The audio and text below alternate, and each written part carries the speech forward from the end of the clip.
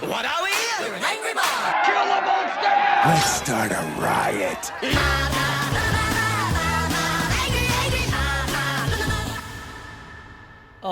Who shit in their cereal? Your video tipping the show. I do. Butt lovers! Hi there, I'm Athena P, and welcome back to Ranking Things. I just couldn't get this clip my For You page kept serving me out of my mind. This bright red horse from the G5 My Little Pony movie is leading an angry mob. He's singing about it as a disembodied head. Angy, angy! This was echoing in my brain. I couldn't get it to stop. I started thinking about all of the angry mobs I've seen in shows and movies and what they have in common. So let's look at some and compare. Do they have the standard props? How many people are there? Are they marching? Are they violent? Bonus points if there's a song, of course. Thank you so much as always for your suggestions over on my Discord and over on my Instagram at AthenaPLore. Follow me over on there if you want the chance to be featured in the next one. Now riddle me this. What if someone gets hurt in one of these angry mobs and needs to see a doctor or something? You know where this is going. About 2.5 weeks ago, I thought I saw a bug bite on my partner's back. It was just one bump. Then the next day, the supposed bug bite spread. Needless to say, we were both concerned. Ben was beyond itchy and uncomfortable, but luckily we were able to find a same-day dermatology appointment with the help of this video's sponsor, ZocDoc. There was a sense of urgency when we saw that what we thought would be dismissed, we actually needed to see a doctor for. Were we going to be able to find a doctor that quickly? One that takes our insurance? One that's close to home? Booking appointments can be so overwhelming, but ZocDoc keeps it simple. No more wondering if they'll take your insurance, like I said. No more wondering if they're qualified. ZocDoc is free to use, and ZocDoc's website has tons of reviews from real patients and detailed doctor profiles to help you choose the right one. ZocDoc has more than 150,000 providers across 200 plus specialties in all 50 states. And, as you heard with Ben's experience before, appointments happen fast, usually within the first 24 to 72 hours, and you can even score same-day appointments. When Ben and I were already this worried, it made things a lot easier to deal with, that we got the care we needed right away from a doctor we trust, right around the corner from our condo. Taking care of your health just got easier. Head to ZocDoc.com/AthenaP to get started and check that appointment off your to-do list. Link in the description below or scan the QR code on screen. If you were wondering, Ben had shingles, but it's all better now. Thanks to ZocDoc for helping out Ben and for sponsoring this video. Back to it. We gotta start with what inspired me to make this video in the first place. Mob, mob, mob, mob, mob, mob, mob. Angy, angy. I cannot hear an R when this dude sings angry. And for the record, I wouldn't have it any other way. I think it gives the song a je ne sais quoi. This song is in the movie My Little Pony: A New Generation, a truly depressing tale. They claim hundreds of years after the events of Friendship is Magic, when the ponies we've come to know and love are long, long gone, pony kind has once again segregated, and there's a deep distrust, hatred, and rewriting of history. From the Earth ponies towards the unicorns and Pegasi, none of the groups trust each other. Devastating. The magic of friendship has died. This wannabe Big Mac, with the very upsetting Trump toupee, is Sprout. He's the angy, angy guy. He was raised by a propaganda-peddling Moms of Liberty ass bitch. As a kid, Sprout wanted to be the sheriff. But after a time skip, we see that his more understanding friend Hitch is the sheriff, while Sprout is a bitter deputy, stealing shit from kids as he chases down Sunny because she committed the severe crime of not being horse racist. There's so much that's rage baiting me in this opening scene alone. But one detail I can't just let slide is the framing of Hitch as understanding and just trying to do his job. Right.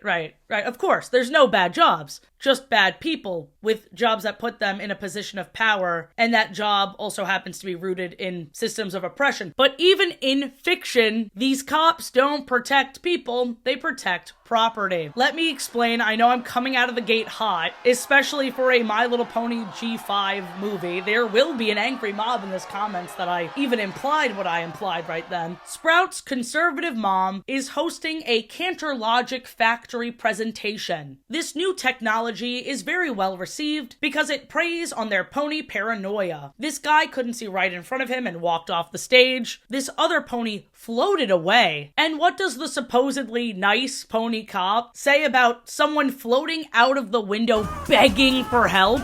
Yikes, that's gonna be a lot of paperwork as he's bopping to the music. No one helps! A whole crowd smiling, cheering about protecting themselves from their so-called enemy can't even protect themselves from themselves. The mob is already here, primed and ready for destruction, ready for a song where they headbang and march, bathed by that Disney-inspired green fart cloud that I was trying to give with my makeup here. It looks like a fart cloud because mob mentality is stinky. Skip ahead, and this opportunistic pig is temporary sheriff. He is a coward, he doesn't join a search party or do anything productive. He stays behind and sings the mob song, Danger, Danger. I do honestly love the way they write Sprout. It shows how truly unremarkable and pathetic leaders can be. We assume there's something special about leaders, but sometimes you just have to be at the right place at the right time, echo an already popular belief,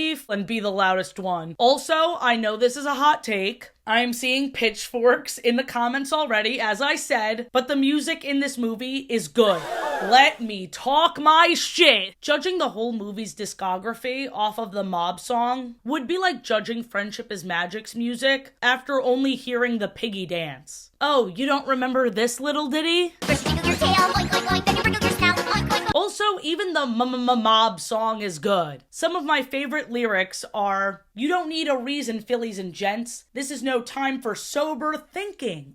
Encouraging drug use. I also love this line. "Fight, see in black and white, that's your pony right." Love that he's blatantly saying, you have the freedom to be ignorant and generalize and be the worst version of yourself. I want to express the worst side of myself. Millions can't be wrong, especially when they're screaming loudly. And finally, it's all gonna work out painlessly if you follow my orders brainlessly. They're laying it on thick, just the way I like it. Also, the crab right at the end of the song reminds me of those crab rave videos people post every time someone terrible dies. Foreshadowing? Are they going to kill Sprout on screen? I want to put this in You're Going in Hell, but the way he's taken down, even his mom is embarrassed of him. Mommy, was I a good sheriff? Look!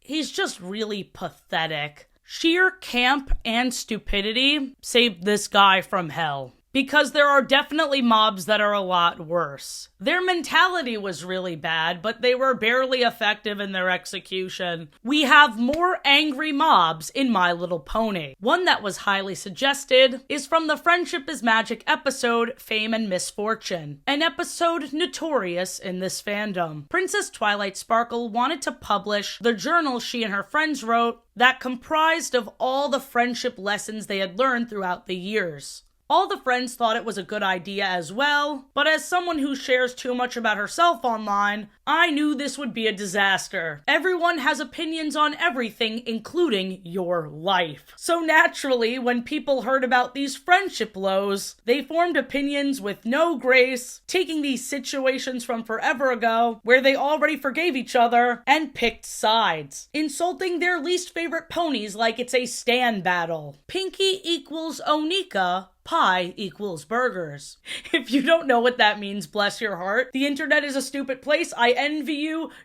Don't even worry about it. The angry mob is not united at all. Their anger at each other only escalates even after the We're Not Flawless song. We're not flawless, we're a work in progress, we got Something and we got quirks, but it's our flaws that make us work, yeah. Explaining yourself doesn't work when people are already determined to believe what they want about you. It's a very unsatisfying lesson. I have to say, your character would have been much more interesting if she'd stayed in Canterlot. My character?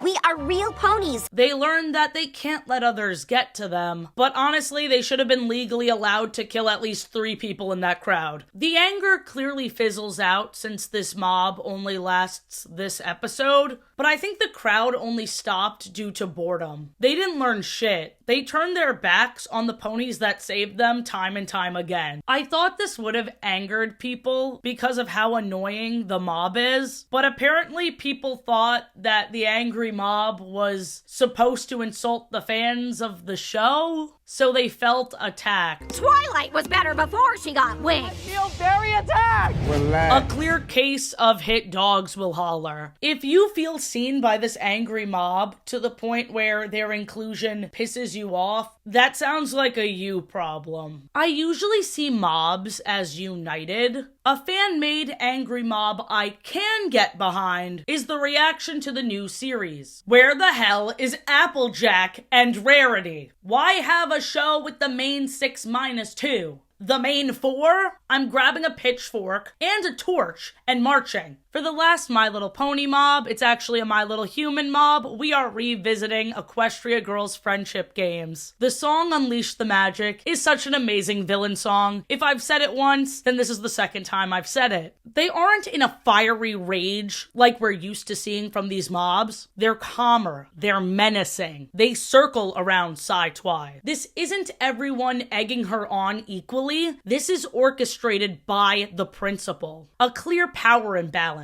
Using the students to do her bidding. There's imagery of Canterlot High crumbling while they back Sai-Twy into a corner so they can win the games, using the power she possesses. Now winning these games depends on me, and what doors might open if I try to use it. It's so fucking good. It's so fucking good. I barely have my voice and I had to sing it because I was possessed to do so. Like how Sai-Twy was possessed after she unleashes the magic. You should watch my Equestria Girls lore video after this if you haven't already. It's an unconventional mob. They don't have props. Back in my lore video, I pondered why so many people take sports so seriously. I still really don't understand, guys. Can you imagine if a performer that I loved didn't win a Tony, so I punched a hole through a TV and threw shit at the winning actor? There's a difference between being a fan and committing hate crimes against a team you don't like. Sorry, I know I shouldn't point out real events, but if you think about it, a stadium is the biggest potential angry mob ever. Hell, the mob doesn't even have to be angry. What? There are happy mobs too. People's favorite team could win and they'd still destroy shit. Speaking of, Clone High.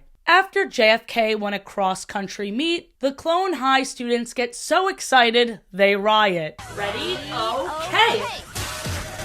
Riot! It goes beyond yelling. The air turns red. They break into buildings, steal shit. I think Gandhi drinks gasoline? It's the definition of mania. They make a mess and Principal Scudworth couldn't be prouder. They're rioting at the college level. Did you see the pool? They flipped the bitch. When I quote Scudworth's lines, I feel my life expectancy increase. It makes me so happy. The board of shadowy figures is also hilarious. Listen, we've all done things we're not proud of after a good cross-country meet. They talk about the mob as if it's an inevitability. And they're right. The kids have the exact same riot again after a film festival. They could riot after a spa day. It isn't about the event being particularly high energy. It's just the rush of a job well done and a day of fun. Honestly, this video is going so well, I'm gonna rip the fucking door off the wall! I'm gonna rip this fucking door off and throw it! I'm gonna throw this fucking door! Ah! It's another unconventional one. I thought we'd be ranking angry mobs. That was a mob full of joy. And dare I say whimsy? I hate doing this, but did you know 46% of you aren't subscribed? What's the deal with that? Subscribe if you want, and if not, I hate to do this, but I summon the power of an angry mob, and the only thing that'll stop their rampage is subscribing to me. I really want to get to 300,000. I'm so excited. I will literally rip the other door off. For better or for worse, there is nothing like South Park's Bigger, Longer, Uncut from 1999. It points out hypocrisy and pulls no punches doing so. The teacher calls a kid a slur before guffawing and clutching pearls that the kids say the word fuck. Kenny, of course, dies very graphically. That's an ongoing joke in South Park. Oh my god! They killed Kenny! You bastard! But again, the parents are only gasping because kids are saying the word fuck. Kyle's mom leads the charge against the whole country of Canada over profanities said in a movie. And she keeps calling Canadians beady-eyed. It's very aggressive. She seemingly hates everything about them, despite having an adopted Canadian son. They established this right at the start. Kyle kicks his baby brother through a window, and their mom yells at the little baby victim. I want to hate her so bad, but she's responsible for one of the best songs of all time. Blame Canada!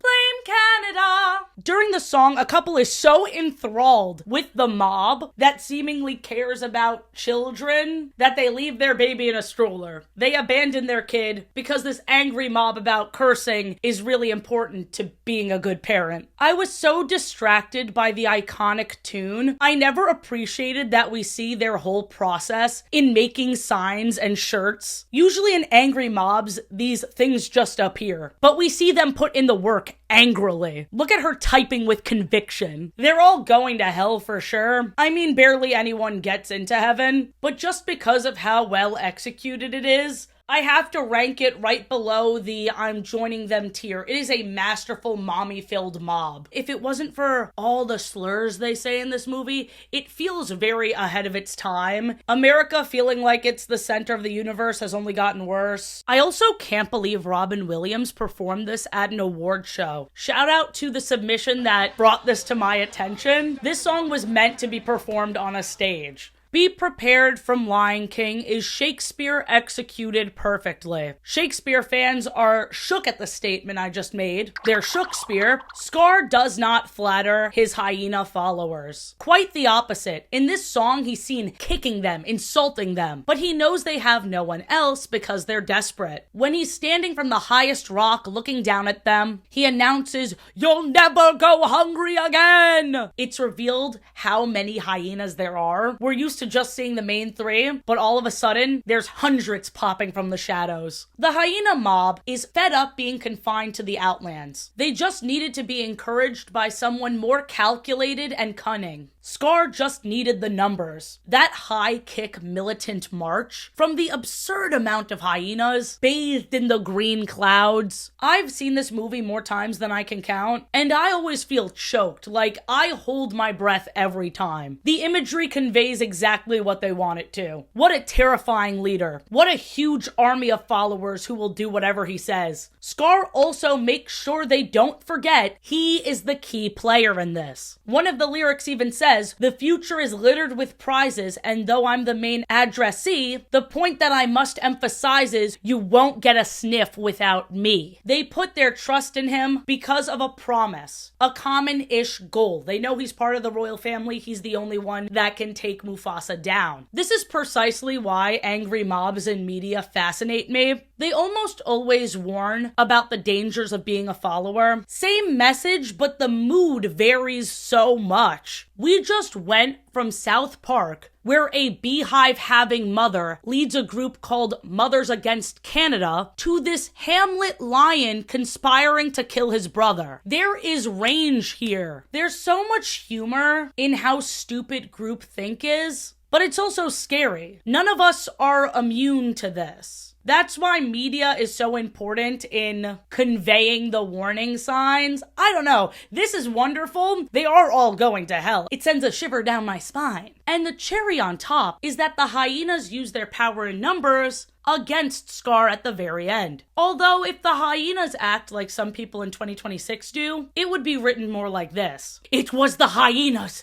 that are the real enemy. It was their fault. Their idea. I know I just witnessed this with my own eyes and ears, but I think it's fake. I think he was joking. I think it was AI. I still love him, and if he slept with my wife, I'd be honored, which is even more horrifying in all honesty. In the Cuphead episode, Charmed and Dangerous, there was a pretty good angry mob. They were after the scam artist Chalice. What I really loved is how creative the individual designs are. They could have gotten away with just copy and pasting the same character 10 times, but instead we get this variety. An uncheerful Cherry, a screwdriver tired of being screwed over, a coin trying to collect what they're owed, and Benson from Regular Show. It's a fun-looking group. I like that they moved outside as to not wake up Elder Kettle. Like, even though they're being violent and intimidating, they still have proper etiquette. But they were still so angry after Chalice escaped, they were still ready to beat up these innocent lads that had nothing to do with it. We did come all this way. You want to just beat them up? Stupid in a perfect way. As always, we have to take a trip to Bikini Bottom. This town of bitchy fishies is so prone to mobs. Look at how many people suggested SpongeBob. Oh my goodness!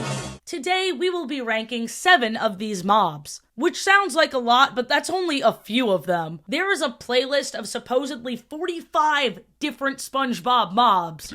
I would never move to Bikini Bottom, dude. First, we have Bubble Buddy. This guy fully deserved an angry mob. He let this guy die from high tide. Oh! Very malicious of BB, but that's not to excuse this mob. The first thing they did at the command of Mr. Krabs is tip something over. And when their bloodthirst isn't satiated, they go to further beat up this innocent lifeguard. Hey!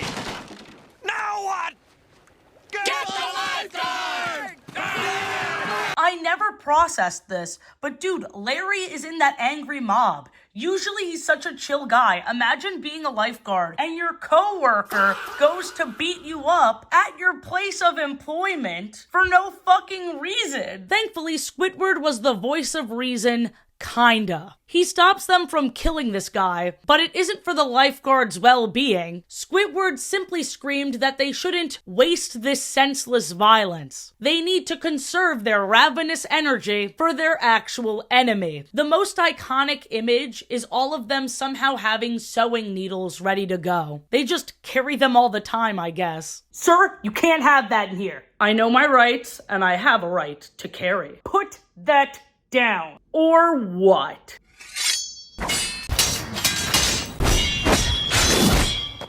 Anyway, they lift their needles in the air, they all have this sharp sparkle for added flair, and they have an amazing chant. A good mob needs a good chant. Pop the bubble! Pop the bubble! This is one of the best mobs I've ever seen. I wish they didn't hurt the lifeguard. I obviously don't condone that, but I'd chant pop the bubble with them for sure. Next, the radio station mob after Patrick wrote the worst song in the world. I'm gonna say it, I relate to that old man. I like it!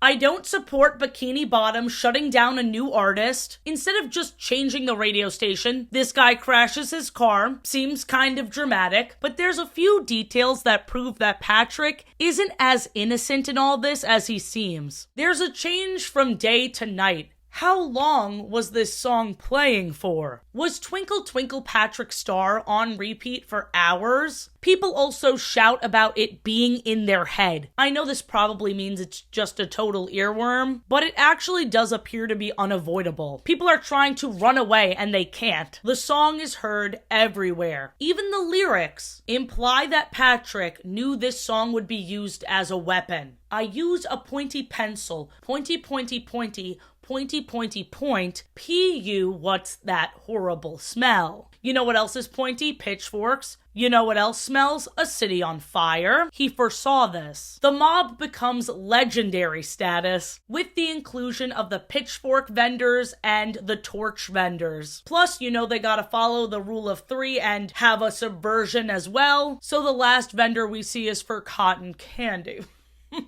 A perfectly executed joke. I don't need to tell you that's hilarious. I do wish one person in the crowd took the cotton candy and they were just holding it up. I thought that would be cute. I don't know. A legendary crowd for sure. An intimidating group I wouldn't join, but I would cheer them on from the sidelines. Pretty Patties is a beautiful example of how quick a group can switch up. But to be fair, these multicolored burgers had unintended side effects. Not even side effects, face effects. Your dumb pretty patties turned my face purple! Discoloration in the fish's scales, including the intricate pattern of plaid. But what if I told you the most concerning mutation involves this fish on the right? Incidental 42's tongue glowed in the dark. He turned the lights off outside with this lamp string thing. He's too powerful. On top of his glowing tongue, his spit also glows. Who knows if it's radioactive at this point? The mob is made up of so many fish. If I'm not mistaken, I think there was 46,853 fish in that crowd. Mr. Krabs? There will be a crab rave for your funeral, which is coming soon, my guy. They paint a beautiful rainbow to show they don't have a problem with the colorful colors. They just have a problem with the non-FDA approved food. Take Mr. Krabs' crusty ass to court, and even though I would love to be naturally purple or pink or green or plaid or rainbow, I do support the cause. I'm grabbing a pitchfork and paintbrush because these fish didn't have a say in their appearance changing. This could qualify as an allergic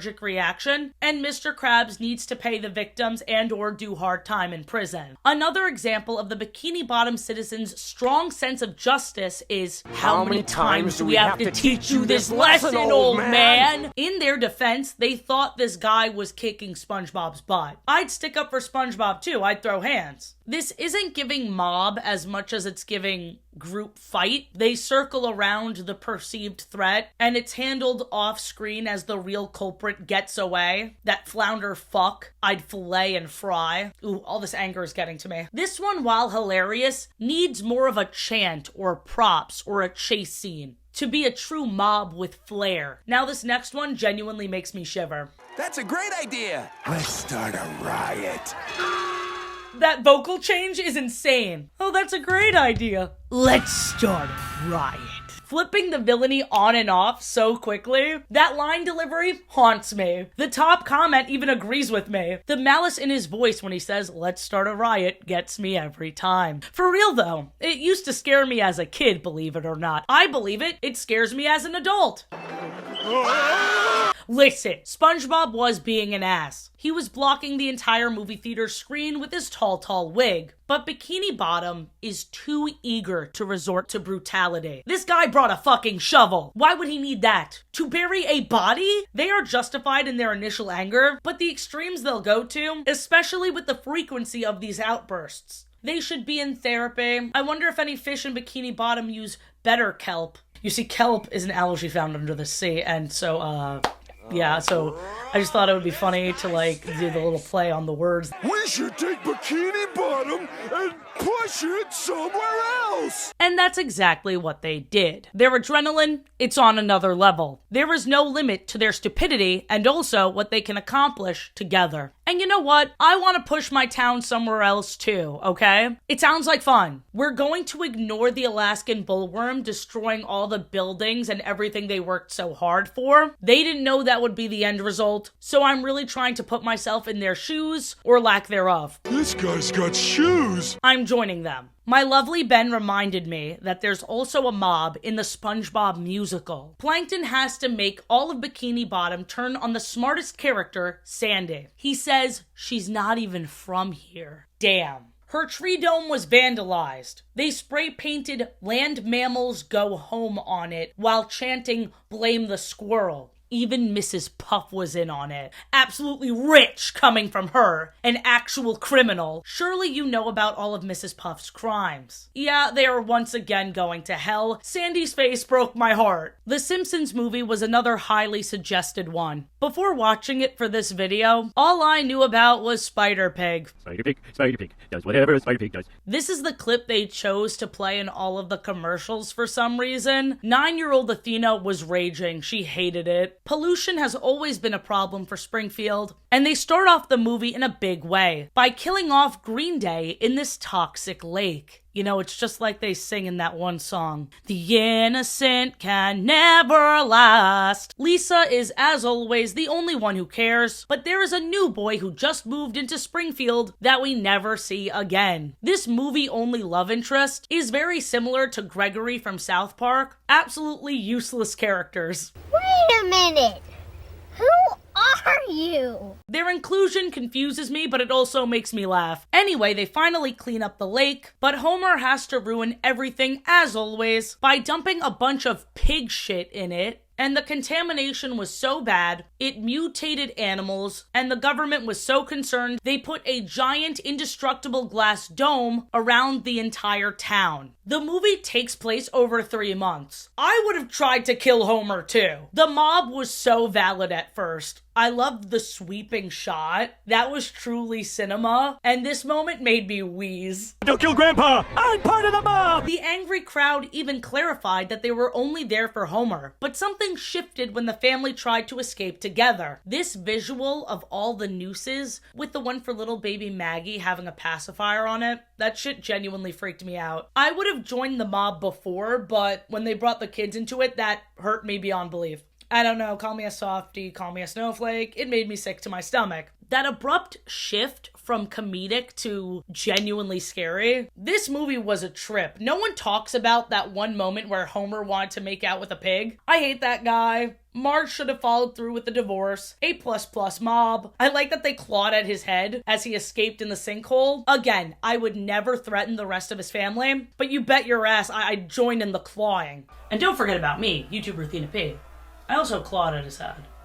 Stay out of our beautiful town of Springfield. I don't know if you know this, but in Despicable Me 3, the Minions, my favorite little banana flavored Tic Tacs, quit working for Gru, with the exception of Dave and Jerry, who rubbed their butts together. I will never bash a union. Unions are angry mobs for good. They did not sign up for this line of work. Their employer changed businesses without their input or feedback. I love them blowing their giant tongues at him. Yeah, of course they're worried for their future. They don't even know what's for lunch. My bald king Mel, leading the Minions, was a beautiful journey. They West Side Story snap in jail. They sing I Am a Very Model of a Modern Major General, but the Minion version is Papa Mama Loca Peepa. Surely you know this. Their adventure makes them realize they do care about Gru and want to work for him again. Because they love him. Is that to say this mass exodus was for nothing? Absolutely not. Gru should have communicated more clearly to the Minions, but the Minions needed time apart from Gru to realize what they truly needed. It's beautiful. I would have joined them. It's not a typical angry mob because they don't get too riled up, but I just love the Minions. Have you seen my last second channel video? It was a Minions and Monsters and Descendants 5 double feature. It was the best day of my frickin' life. It's clearly been too long since I last watched Beauty and the Beast. I had no recollection of this mirror being surrounded by green lightning. Truly shocking, way more intense than I remember it being. As Gaston waved it around, it looked like he was wielding a weapon. They saw the Beast in the mirror, but they didn't reflect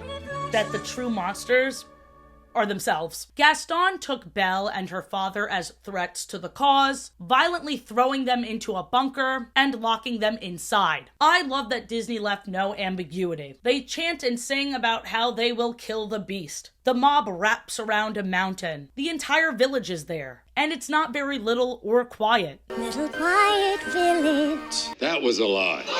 They chop down a tree to use as a battering ram, and that's an element of this mob that's very unique. They aren't pulling some Joe Schmo out of their house or catching their target off guard on the street. They're marching up to a castle. Their effort is impressive, but it's short-lived. They get their asses handed to them by some furniture, a Wilhelm scream is heard, they're barely landing any attacks, and the few little fights where they do have the leg up are absolutely pathetic, like the huge group throwing knives at this Ottoman dog, or this guy ripping feathers off of this duster. Like, wow, big man over here fighting a feather duster. You're going to hell. We can't talk about mobs without Frankenstein. They aren't actually trying to kill Frankenstein. It's actually Frankenstein's monster. But Dr. Frankenstein, the one who made the tall guy, he's the real monster. This weird looking cloth torch hit my eye in the wrong way. I thought it was a giant ladle, which made me more scared. I was like, oh my god, are they gonna eat him? Pitchfork? I just heard fork. The yells from the crowd are incomprehensible. It kind of sounds like this.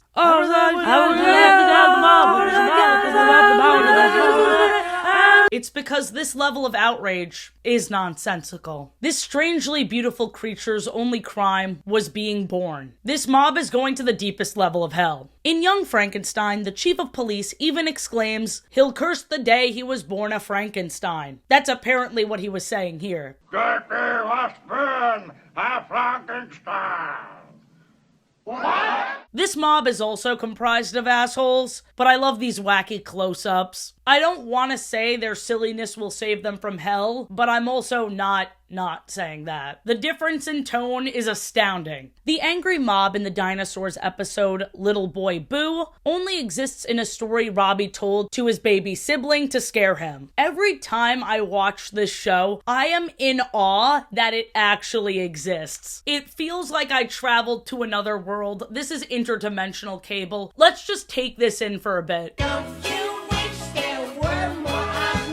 No, honestly, I don't. It gets weirder. In the story, Robbie turns into a were-human. Jesus Christ. These dinosaurs are so scared of cave people, and these cave people are actually ongoing background characters in this series. Anyway, the actual mob was fine. These costumes are so elaborate. There were only like 4 dinosaurs in the mob. But to be fair, how many dinosaur mobs have you seen? This is probably the biggest one. And it's not even real. The dialogue is by far the best part. They call the mob on the phone. The number is on the fridge. Unfortunately and ultimately, like I said, the mob doesn't exist, so I feel like I must rank it pretty low. Next, we have Pound Puppies. My video that I'm posting after this one is Pound Puppies lore, so this is a fun preview for that. And yes, I'm covering both series. This suggestion comes from the 2010 reboot. An alligator is desperately trying to find his owner that he was separated from 20 years ago. The timing of me watching this was really tragic because I just tried gator tail at a restaurant for shits and giggles and I immediately felt guilty. Vegans of the world form an angry mob around me and pelt me with tomatoes. Squirt the Chihuahua is acting like a real asshole. And Lucky, our alpha, our leader, our king, has a zero tolerance policy for bigotry. I thought this mob would be led by Squirt, but it was actually the humans gathering around Rover the alligator's tank when he was caught. They chanted monster at him. The crowd watched in horror at what they thought was a tiny dog about to be eaten. But these freaks don't look away. Even this kid, no one covered his eyes. When it's revealed the dog and alligator are friends now, and the scientist who captured the gator was his original owner, the news reporters were disappointed.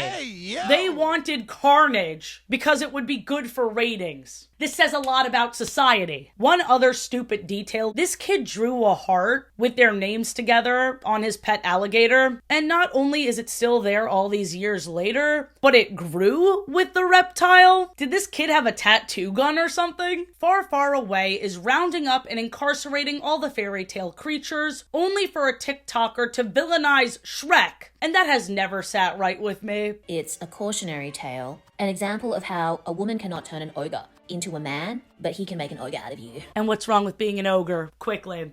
Oh, because ugly? And that's the worst thing anyone can be? Right. So you'd be part of that angry mob too, huh? Yuck. It's been 6 months since that TikTok came out. It's not too late to admit that was rage bait. Please, for my peace of mind, just admit it. It has to be. Shrek wanted peace in his swamp. His house under the roots of this tree was whimsical as fuck. I would love to live there as him and Fiona's third. Shrek is a protector, not to mention he's playful. These bitch asses tried to drag him out of his house, dead or alive. And is he getting upset? No, he's tiptoeing behind them. It's sad that he's so used to this treatment, the most they get is an eye roll out of him. Shrek isn't taking them seriously, and neither should we. I'm making a new tier called Soups Your Skin and Jellies Your eyeballs. A suit from your freshly peeled skin. Squeeze the jelly from your eyes. When good friend of the channel Evasive called Wicked Shrek for lesbians, I was enlightened. No one mourns an ogre. It's a cautionary tale. Like that shit take I mentioned from before. The Emerald City costumes are so bright. Like, look at this hat. This looks like a St. Patrick's Day parade gone wrong. Also, I am so sorry. I still only hear SpongeBob the musical with Mr. Slay Her. Get it? Because he's leading the charge to kill Elphaba. The lyric "wickedness must be punished" is haunting. But I love the silliness of carrying torches and buckets of water. You want to be able to put out the fire in case you change your mind? No, I get it. In The Wizard of Oz, the water melted her. But then why bring the fire at that point? I love that. Honestly, every angry mob should carry way too much stuff. In terms of weapons, I think we're good with just the flamethrower. I think that's pretty powerful. What if she's impervious to fire? Then maybe swords, I guess? I think we should bring fart spray.